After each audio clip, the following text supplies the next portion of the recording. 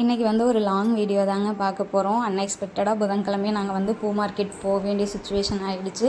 எதனால அப்படின்னா, அங்கே கொஞ்சம் அவருக்கு வேலை இருந்தது, எலக்ட்ரிக்கல் சம்மந்தப்பட்டு கொஞ்சம் பர்ச்சேஸ் பண்ண வேண்டியது இருந்தது. அதனால சரி பக்கத்தடியாக தானே பூ மார்க்கெட் இருக்குது, அப்படியே வந்து பூ வாங்கிட்டு வந்துடலாம், நாளான்னைக்கு வந்து வெள்ளிக்கிழமை வீட்டில் விளக்கு போடணும், சாமி கும்பிடணும் அப்படின்னு சொல்லிட்டு நாங்கள் புதன்கிழமையாக வாங்கிட்டு வந்துட்டோம். அடுத்து அப்படியே ஸ்ரீவாரி சூப்பர் மார்க்கெட் தாங்க போயிருந்தோம். போயிட்டு கொஞ்சம் திங்ஸ்லாம் வாங்க வேண்டியது இருந்தது, அதையும் வாங்கிட்டு வந்திருந்தோம்.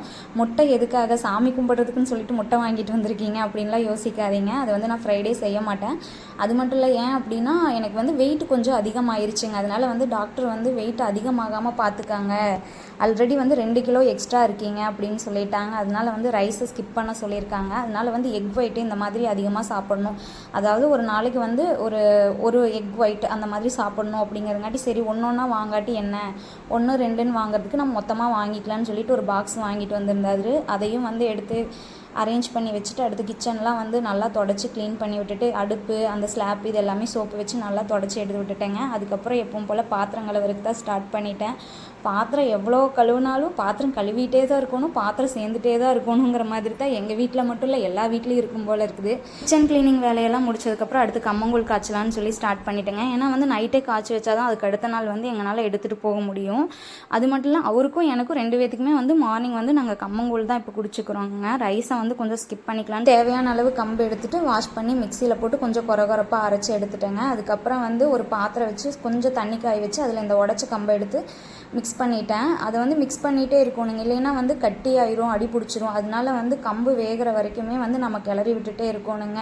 1 நிமிஷத்துக்கு ஒருக்கா, அதுவுமே ஹை ஃப்ளேம் வச்சிங்கன்னா அடி பிடிச்சி போயிடும். அடுத்த நாள் ஆஃபீஸ் முடிஞ்சு என்னை எப்பவும் போல் என்னை கூப்பிட்டு வரக்கு பஸ் ஸ்டாண்ட் வந்திருந்தாருங்க. வந்தோம் அப்படின்னா பாதி வெளியிலேயே வண்டி பெட்ரோல் ட்ரை ஆயிடுச்சு.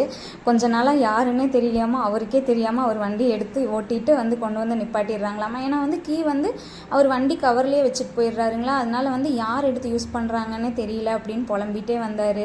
அப்புறம் கொஞ்சம் தூரத்தில் போயிட்டு பெட்ரோல் அடிச்சுட்டு வீட்டுக்கு கிளம்பிட்டோம். வந்ததுமே முன்னாடி நாள் வாங்கி வச்சுருந்த பூவெல்லாம் கட்டிடலாம் அப்படின்னு சொல்லிட்டு பூ கட்ட ஸ்டார்ட் பண்ணிட்டேங்க. நான் பூ கட்டி முடிக்கவே ஒரு 10:15 பக்கம் ஆயிடுச்சுங்க. அதுக்கப்புறம் வாக்கிங் வேறு போகணும் அப்படின்னு சொல்லிட்டு இருந்தார். பட் எனக்கு தூக்கம் ரொம்ப வருதுங்கிறங்காட்டி சரி 10 மினிட்ஸ் மட்டும் வாக்கிங் போய்க்கலாம் அப்படின்னு சொல்லிட்டு ஒரு 10 மினிட்ஸ் மட்டும் நடந்து கொடுத்தேங்க, அப்படியே பாட்டு கேட்டுட்டு. அதுக்கப்புறம் தூக்கம் சுத்தமாக முடியல, அதனால வந்து தூங்கிட்டு நேரமாக எந்திரிச்சு குளிச்சுட்டு அடுப்பு வேலை கொஞ்சம் இருந்ததுங்க, அதையும் முடிச்சுட்டு பொங்கல் தான் இன்றைக்கி பண்ணலான்னு சொல்லி சக்கரை பொங்கல் தாங்க பண்ணியிருந்தேன்.